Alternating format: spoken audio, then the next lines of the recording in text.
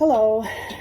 I'm making this little video to kind of give some tips and tricks to help someone who might find themselves in my situation. On June 30th, I was working at Ford Field at a concert. I work for a wonderful company that I'm an independent contractor, but my son-in-law works for them, and we sell artist merchandise. And I was walking back after we had closed the booth down, still had a little more work to do. I was tired. I'd been there since 1 or so, and tripped over my own feet, stuck my arms out, and did what they call a foosh fall, where I fell on my outstretched arms and broke my wrist, pretty much broke it right off, a bone right off, and really did a number on myself. They wanted to take me to the ER. I knew immediately it was broken. My hand was at a strange angle, and it immediately swelled up. I mean, like immediately, before I even came up off my knees and sat down. Someone tried to grab my arm to help me stand up, and I'm like, oh, no, don't grab my arm. I know it's broken. They wanted to send me to, since this was Ford Field, they wanted to send me by EMT to Henry Ford Hospital in downtown Detroit, but they didn't recommend it. If my local hospital was close, and I said, well, it is, although I'm not close. I was an hour away. I live an hour away from downtown Detroit. And they suggested, if I could tolerate it, to go to my own hospital. So that's what we did. My son-in-law met my husband halfway, and then we decided to go up in the morning. We figured a few hours of sleep, hopefully, would be helpful, although I didn't sleep. We got up at 7 and went in, and yep, broke my radius, fractured my left elbow also. I thought the ER doctor had said I had broken some bones in my palm, but the surgeon said no. But my fingers are pretty much useless. I can barely move them in the cast, my thumb either. They're still swollen. It's now been, that was June 30th. It was like 10 to midnight when I did this. Today is the last day of July. It's Monday. And still a lot of pain in my hand, not in the bone. That doesn't hurt. That hasn't hurt since the day after the surgery. But the fingers still bother me. I wouldn't say hurt. They still bother me. But this hand is useless. So this video is about some things I've figured out, some tips, some tricks on how to use your non-dominant hand when you cannot do anything with your dominant hand. It's immobile. I can't stand pressure. My dog will come up and try to put his nose on my fingers, and it still hurts. Originally, when this first happened, because of the fracture in the elbow, I had use of this arm, but not a lot. I couldn't twist my hand. In order to turn my hand this way, I had to lift my arm up like this, which the surgeon absolutely did not want me to do. I had to do exercises so that I could get this twist back in my arm by keeping my arm down into my side, which I can now do. But because of the pain in my hand, because my hand hurt too, I landed on that too. I just didn't break anything in here, although I had a previously broken bone here in 2018, and that kind of bothers me, so I don't know if it was just the stress of landing on it. But I wasn't able to do anything for myself. We came home that day from the ER, Saturday, and we were both hungry. We hadn't had anything to eat. It was going on 2 o'clock. He ran to McDonald's. My husband ran to McDonald's, and that's when I discovered I couldn't even feed myself. I couldn't get my hand close enough to my face to get anything in my mouth, even with a fork. And so he had to cut out my burger and feed me a piece at a time. It was pretty bad. There's nothing worse than not being able to do anything for yourself, including having to use the bathroom. And so I discovered a few things along the way that made life easier, made me a little more independent, less dependent on my husband. And so that's what this is going to kind of be about, other than a video diary also of my experience. After about 4 days, I was able to finally get my hand close enough with a fork that I could start to feed myself if things were cut up. I still couldn't like pick something up and put it in my mouth. I drank everything with a straw, so I didn't drink anything hot. I'm a tea drinker, normally a hot tea, and 1 cup of coffee in the morning, but I for almost 2 weeks didn't have any of that. So I was able to survive using a straw, eating after, the first few days, feeding myself with a fork for certain foods. Certain other foods, it just wasn't possible. My husband would still have to help me. But I went to the store and I bought some underwear 2 sizes too big so that I could get them up and down. It's humiliating to have someone have to even pull down and pull up your underwear for you. I have a bidet in my bathroom, so that was helpful. So besides getting in underwear 2 sizes too big, I also bought some sports bras, a couple sports bras that were 2 sizes too big, because I couldn't put a bra on by myself. Think about it. You can't fasten them one-handed, and my husband would have to help me. It's kind of humiliating to have someone have to arrange you in your bra, which us ladies with bigger, things need to be put in the right place. You can't just pull one on and walk away. So they have to be rearranged. And to have my husband try and help me do that, it kind of got comical, but it's frustrating on my end to know that something's not comfortable because things just aren't in the right place yet. So the third thing that I found to be extremely helpful, this was probably the most helpful thing, was I'm a person who I like to wear loose flowy dresses, and I had lots of those. In fact, the bigger the better. No waistband is better. You can just slide it over your head, let it drop down your body, and then when you do have to use the bathroom, I would lift the skirt up and I would drape it right over my arm to hold it up out of the way, and then I was able to maneuver things and get things done. Showering was difficult. The first couple times I attempted that, my husband had to help me. That's humiliating too, when you literally can't get your arm to do what you want it to do. Somebody else has to wash your hair and try to do it for you. The first, probably the 5th or 6th day after I did this, I actually had a friend take me down to the local cosmetology school, and I paid to have my hair done. But they gave me somebody who'd never even used a round brush to dry hair. She didn't know how to even hold the brush. She put her hand on the bristles and tried to pick my hair up. And so that was the last time I did that. So I figured out how to do that also.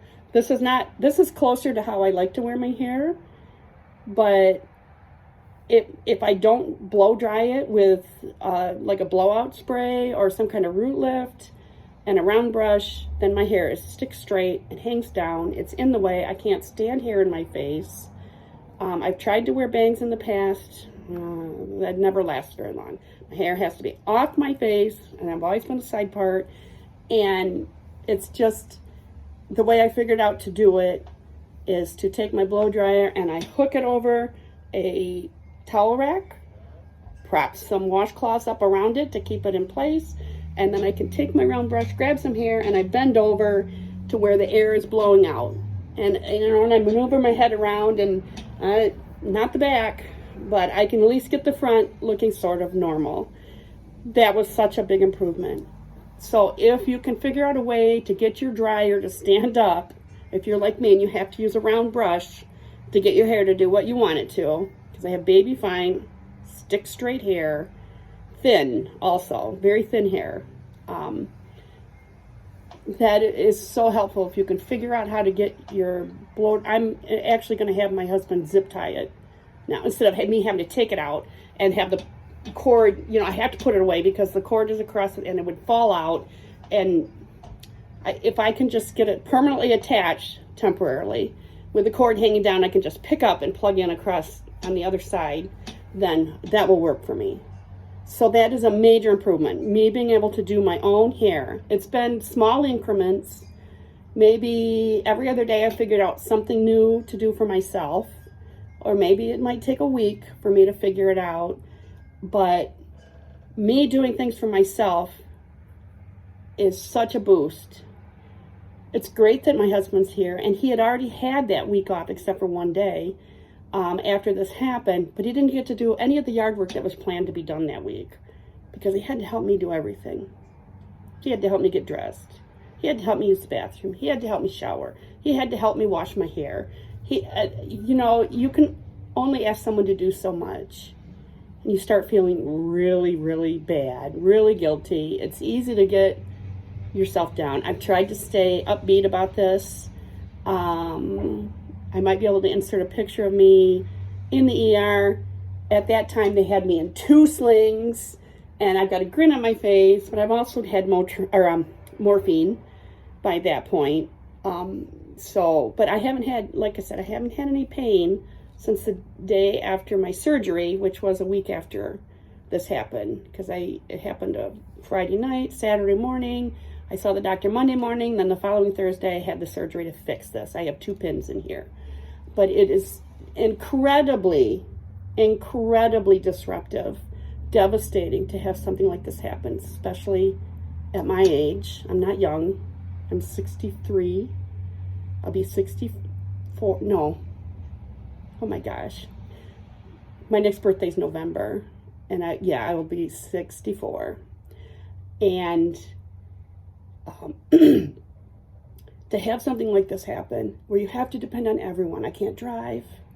Friends have been really kind and wonderful, have taken me to doctor appointments and taken me shopping, and we, you know, things like going out to lunch and then I can bring something home. I have leftovers the next day for when my husband's at work, because it's really difficult I can boil something in a pot of water. That's about it, and use my microwave. The other thing that I've been incredibly lucky with was I grew up in a family of lefties. I'm right-handed, but my grandmother was left-handed, my dad was left-handed, my brother's left-handed, one of my aunts was left-handed. I have a niece, at least one niece that's left-handed. I'm not sure about any of the great nieces and nephews. Can't remember off the top of my head, but I've always been ambidextrous, but there's a lot of things you just can't do with your non-dominant hand the same way you can if I was doing this right-handed. When I was a kid, out of boredom in school, I would take my notes left-handed, which gave me a leg up. I can write left-handed. It looks terrible because it looks like my dad's writing. He always hated his handwriting because of being left-handed. Now, my grandmother had beautiful handwriting, but it was because she wrote right-handed. She was forced as a child in school to write right-handed. Literally, her hand would get smacked with a ruler, and she would be punished if she wrote left-handed. So she had beautiful handwriting, but it was not a good thing necessarily. She did everything else left-handed. So my handwriting is atrocious left-handed, but at least I can do it. And it's sort of legible. It takes me longer, but there's so many things that are so hard to work with when it's your non-dominant hand. I have figured out, now that I have motion like this, I can open some things. I've figured out to put things in the crook of my elbow, and so it sticks out this way, and then I can twist them open like my mascara tube, little things like that. Shampoo and conditioner are a little harder. I can hold them there, but it's hard to squeeze the bottle with this hand and try to keep the soap or conditioner in your hand. I am going to get some bar soap and shampoo and conditioner. It was very expensive shampoo, so I want to kind of use it up somewhat, but I'm definitely on the lookout for some good bar shampoo and conditioner. That'll make my life so much easier taking a shower. But just doing things like opening my pill bottles. I cannot open a prescription bottle by myself. I can open over-the-counter ones that have the push-down tab and turn. For some reason, those don't take as much force, plus they're larger bottles. My little prescription bottles with tops like this big around, cannot do that myself. There's just so many things that I cannot open. And I found that once I can get something open, I don't, that's another tip I would say, don't tighten them down again. You're going to have to leave things just a little bit partially open to be able to do the twisting motion with your non-dominant hand to get something open. Whether it's a milk cap on a jug of milk, which we're using half gallons right now because I wasn't supposed to lift weight, but now I've been here, it's been a month. I'm picking things up that I probably shouldn't, but it's just what I'm doing. I'm tired of asking for help for almost everything that I have to do. So these are kind of the things that I've been dealing with. I do not recommend ever doing a foosh. Don't do a foosh fall. I joke about, I wish I'd fallen flat on my face. It would have been cheaper to just replace a pair of eyeglasses, even though my eyeglasses cost over $500. But I can't work. I can't drive. I don't know how long my rehab's going to be. I will have to have physical therapy on this. I'm expecting my hand to be totally useless when this cast comes off. Getting dressed is just most of the time a nightmare. I'm wearing this t-shirt 2 sizes too big. If this had been wintertime, I would have been in big trouble. Would have had to cut up clothes to get sleeves. Even sweatshirt sleeves would not. The cuffs are too small to get over this. And this is smaller compared to the splint I had for the first, I had to have a splint for the first 2 weeks after the surgery because I couldn't get into the doctor the week after to get the cast on because he was on vacation. It's summertime. I can't even imagine having to do this in winter because I can't fall on it again. That would be terrible. So I want to go for a walk, but I can't go by myself. And things have just been going on so much. My husband's had so much going on too that we just haven't even started walking yet, which is something I want to do. I've got to start doing that. I've got to get stronger. My left knee is a replacement knee. That leg is a little weaker. I'm working on strengthening it, but I should have done it years ago. That's another thing. If you ever have a situation where, for whatever reason, you have one leg weaker than the other, work on it. Get it stronger. Get it as strong as the other one, because every time I've fallen, it's partially because I have balance issues anyway from veneers, but a lot of it is because that leg gets tired. I don't pick it up like I should. I trip on everything. All the rugs are gone. My throw rugs in the house are gone, except for the bathroom one, but you're not walking fast in a bathroom. So, like, if I had to hurry through the kitchen for some reason, no rugs. Rugs are gone right now. Another tip. So, it's difficult to do, but you can get through it. I'm surviving it. I'm trying to keep an upbeat attitude about it. I've made jokes about it. I mean, it was 100% my fault. And the people I worked with were so kind and supportive. They still are. I got cards in the mail from people. And it's just been an interesting experience. Just let's put it that way. It could have been a lot worse. I can still do things for myself now. It took a little bit of time. There's still some things I can't do, but for the most part, I am feeling much better about things. I spend most of my time watching TV. I'm a YouTube watcher, so there's lots of variety for me to watch. But I'm a crafty person. I like to crochet. I can't do that one-handed. I can't do so many things. I'm an artist. I can't do that one-handed, although I've thought about trying to do it left-handed. I just really haven't gotten the gumption up to do that. But the rest of the time I kind of spend sitting out in the yard with my dog. I have an English setter, and that lets him run around for a while. But somebody's been burning for 3 afternoons in a row.